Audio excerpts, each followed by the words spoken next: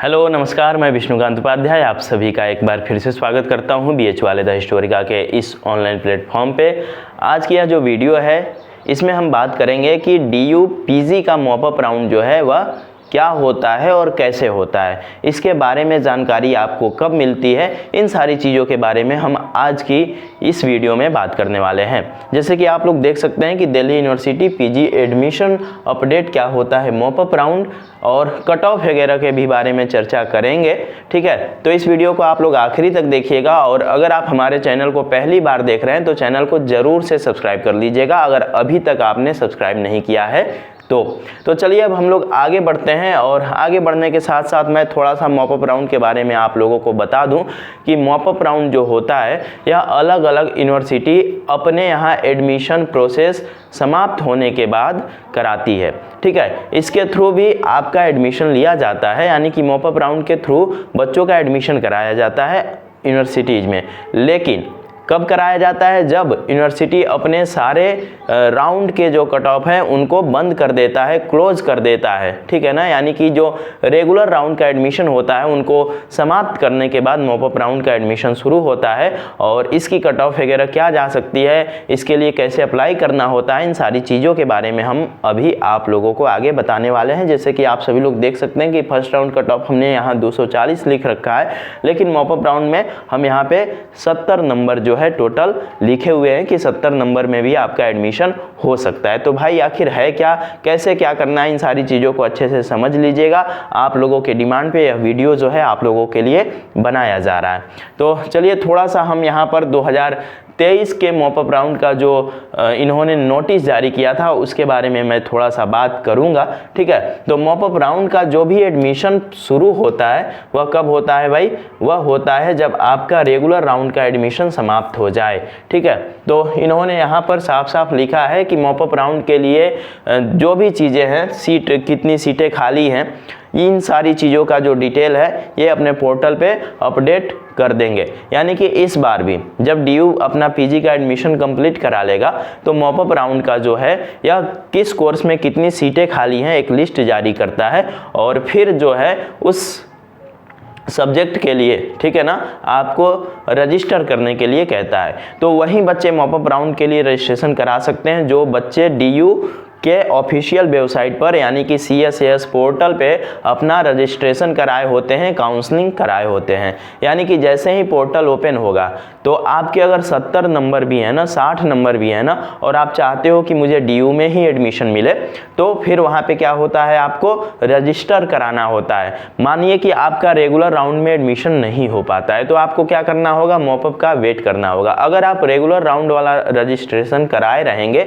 तभी आप मॉपअप में भाग ले सकते हैं। मॉपअप वही होता है, सीटें खाली बच जाती हैं रेगुलर एडमिशन के बाद, उसको भरने के लिए मॉपअप राउंड जो है वह लाया जाता है। ठीक है, तो ये सारी चीज़ें रही। यहाँ पर आप सभी लोग देख सकते हैं कि इन्होंने 18 अक्टूबर 2023 को मॉपअप राउंड के बारे में सारी जानकारी दे दिया था और इसके बाद अप्लाई करने का जो समय था इनके द्वारा 5 बजे से जो है ना, 18 अक्टूबर को 5 बजे से 19 अक्टूबर को 11:59 PM तक इन्होंने मॉपअप के लिए रजिस्टर करने को कहा था। ठीक है, यानी कि अगर आपको मॉपअप में एडमिशन लेना है, मॉपअप के थ्रू एडमिशन लेना है, तो इन्होंने पहले क्या किया, उन सारे सब्जेक्ट का एक लिस्ट निकाल दिया जिनकी सीटें खाली थी। जैसे मैं उदाहरण के तौर पे मान लूँ आप MBA में एडमिशन आप MCOM में एडमिशन लेना चाहते हैं, ठीक है, DU में, तो अब इन्होंने अपना रेगुलर राउंड चला दिया, लेकिन आखिरी तक इन्होंने 4-5 राउंड चला के अपना एडमिशन क्लोज कर दिया। लेकिन जो बच्चा पहले राउंड में एडमिशन लिया है वह कुछ दिनों बाद सोचता है कि नहीं, मुझे DU में एडमिशन नहीं लेना है, मुझे यहाँ पे छोड़ना है, तो वह क्या करता है, अपना आवेदन दे देता है DU को कि मेरा एडमिशन जो है भाई कैंसिल करा जाए। दूसरे राउंड के भी कुछ बच्चे अपना एडमिशन कैंसिल करा लेते हैं फी वगैरह पेमेंट कराने के बाद, तीसरे राउंड के भी बच्चे करा लेते हैं, चौथे राउंड के भी बच्चे अपना एडमिशन करा लेते हैं। तो टोटल MCOM में 200 सीटें हैं, मैं उदाहरण के तौर पर आप लोगों को बता रहा हूँ, और इन्होंने 200 सीटें जो है 5 राउंड चला के फुल कर लिया। लेकिन बाद में इनके पास आवेदन आ गए कि नहीं, हमें यहाँ पर एडमिशन नहीं लेना है और लगभग 30 सीटें खाली रह गई। तो अब इसके लिए ये क्या करेंगे, मॉपअप राउंड जो है निकाल देंगे। एक सभी कोर्स का इनके द्वारा एक साथ निकाला जाता है। तो मॉपअप राउंड जो सीटें खाली रह जाती हैं, ठीक है ना, उनके लिए आता है। तो 30 सीटें इनकी एमकॉम में खाली रह गई।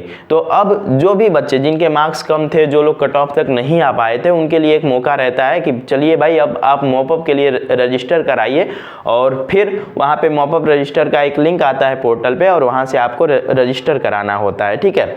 तो इसके बाद मॉपअप राउंड का रिजल्ट वगैरह जो है ये 20 अक्टूबर को जारी कर दिए थे, ठीक है। इसके बाद आपको अपना कोर्स यानी कि रिजल्ट को एक्सेप्ट करने का, फी वगैरह पेमेंट करने के बारे में इन्होंने 22 अक्टूबर तक का समय दे रखा था। सॉरी, हाँ, यहाँ पे 24 अक्टूबर तक का समय इन्होंने मॉपअप राउंड के लिए पेमेंट करने के लिए दिया हुआ था, ठीक है। और डिपार्टमेंट कॉलेज की तरफ से आपके डॉक्यूमेंट वगैरह को वेरीफाइड किया जाता है, तो ये सारी चीज़ें जो है ना करी जाती हैं। तो इस तरह से मॉपअप राउंड का एडमिशन होता है, ठीक है। अब अगर मैं कट ऑफ को लेकर थोड़ा सा चर्चा कर लूँ अलग अलग सब्जेक्ट का, तो थोड़ा सा आप लोग इधर चलते हैं, ठीक है। आप सभी लोग देख सकते हैं कि यह दिल्ली विश्वविद्यालय का वेबसाइट है, पीजी एडमिशन लिस्ट है। यहाँ पर इतने सारे कोर्स चलते हैं, ठीक है, कोर्स चलते हैं। तो यहाँ पर अगर मैं बात कर लूँ किसी एक का, जैसे एमए इकोनॉमिक्स का, ठीक है, तो यहाँ पे हम लिस्ट देख लेते हैं। तो एक सेकेंड, इन्होंने एक ही पेज दिया है, चलिए हम दूसरे का देख लेते हैं। एमए इंग्लिश का देख लेते हैं, ठीक है। अच्छा, इसका भी खाली जा रहा है भाई, ऐसा क्यों हो रहा है? एक सेकेंड, चलिए तो बीएड का मानते हैं, ठीक है ना। बीएड का हम देख लेते हैं यहाँ पे। तो यहाँ पर देख सकते हैं ये टोटल अपने यहाँ कितने राउंड चला रहे हैं, 5 या 6 राउंड में एडमिशन कंप्लीट कर रहे हैं। 5 या 6 राउंड की कट ऑफ आती है। तो पहले राउंड की कट ऑफ जो है सिंपल सी बात है कि हाई जाएगी, ठीक है ना। यानी कि पहले राउंड की कट ऑफ हमेशा किसी भी यूनिवर्सिटी की, अगर लो मार्क्स वाली जो यूनिवर्सिटी है ना, उसकी भी कट ऑफ हाई जाती है पहले राउंड की, क्योंकि कुछ बच्चे ऐसे होते हैं जो कि रजिस्ट्रेशन करा लेते हैं, ठीक है ना। तो जैसे कि पहले राउंड की कट ऑफ मैं मान लेता हूँ कि 240 चला गया, दूसरे राउंड में 220 तक एडमिशन हुआ, तीसरे राउंड में 210 तक हुआ, चौथे में 190 पर आ गया, पांचवें में जो है 170 पे एडमिशन हुआ, और यहाँ पर आने के बाद एडमिशन जो है क्लोज हो गया। अब आपका क्या है, आपके मार्क्स जो है 150 हैं, आपका तो डीयू में एडमिशन हो नहीं पाया, आपने रजिस्ट्रेशन कराया था तो। लेकिन अब एडमिशन बंद होने के बाद जिन बच्चों ने अपना एडमिशन कैंसिल कराया था डीयू के पोर्टल से, तो उनकी तो सीटें खाली रह गई। तो अब उनके लिए जो है बाद में मॉपअप राउंड आ जाता है, ठीक है।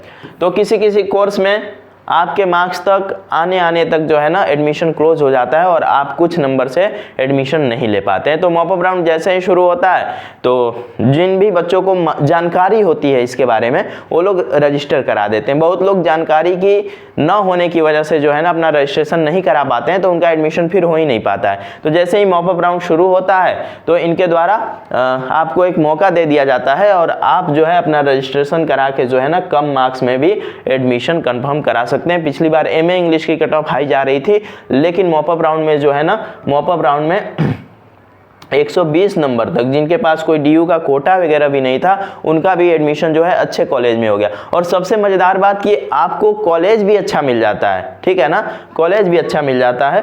तो ये चीज़ है। चलिए, तो यहाँ पर ना मैं थोड़ा सा आप लोगों को दिखा दूँ।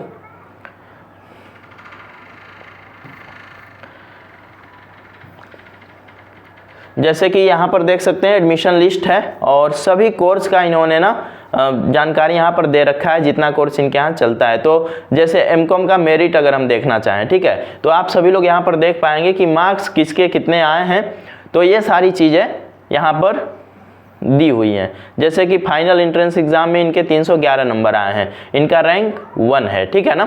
इसी तरह से चॉइस नंबर 1 इनको मिला हुआ है, कैटेगरी अनरिजर्व्ड है, ठीक है, यानी कि जनरल है। तो इसी तरह से आप सभी लोग देख सकते हैं कि यहाँ पर जो है ना इन्होंने मार्क्स के साथ, जब डीयू अपना खुद का एडमिशन लिया था 2022 में, तब का है, 23 में इसने कोई भी कट ऑफ लिस्ट वगैरह नहीं निकाला था डीयू ने। इसी तरह से आप सभी जो है ना अपने कोर्स के बारे में यहाँ पर देख सकते हैं। जैसे कि एमएससी जूलॉजी की मैं बात कर लूँ, तो मेरिट लिस्ट यहाँ पे दिया हुआ है।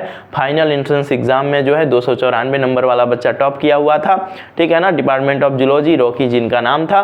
तो इसी तरह से सभी कोर्स का जो है ना मेरिट लिस्ट इन्होंने जारी करा हुआ था पिछली बार, मतलब 2022 में, लेकिन 23 में इन्होंने कोई लिस्ट जारी नहीं करा। और टोटल कितने राउंड तक एडमिशन हुआ था भाई, तो किसी किसी में तो भाई तीसरे राउंड तक ही, यानी कि थर्ड राउंड तक इन्होंने क्या किया था, सीट भर लिया था। और आप देख पाएंगे कि लगभग सभी कोर्स के ना 3 राउंड तो कट ऑफ आए ही आए हैं सभी कोर्स के। जैसे कि यहाँ पर मैं इसकी बात कर लूँ तीसरे राउंड की, तो आप सभी लोग देख सकते हैं यहाँ पे, ठीक है ना।